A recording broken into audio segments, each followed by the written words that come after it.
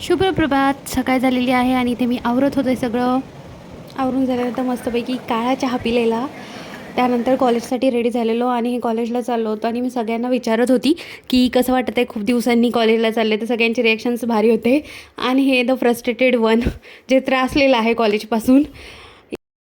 खूप दिवसांनी जमलो होतो मस्तपैकी. सो सगळ्यांच्या गप्पा रंगल्या होत्या मस्त छान. फायनली आम्ही 4th इयर मध्ये आलेलो आहोत आणि हे आहेत हॅपी फेसेस 4th इयरचे.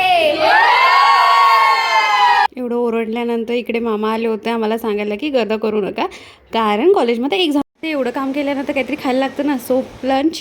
त्यानंतर हे इथे मी फोटो लावत होती, माझेच आधी लावलेले पण ते घरी गेल्यामुळे धूळ पडलेली होती. सो परत काढून परत लावलेत आणि आम्ही इथे खूप बोर होतं म्हणून फिरायला निघालो.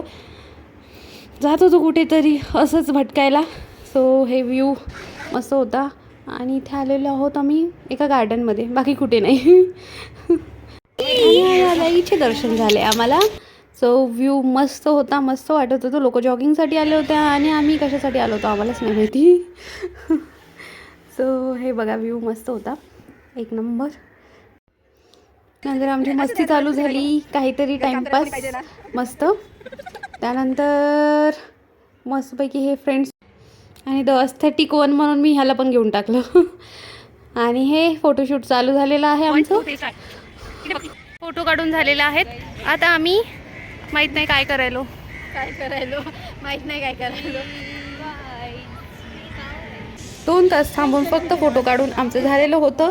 आणि इथे परतीचा प्रवास चालू झालेला आमचा. रिटर्न जात होतो.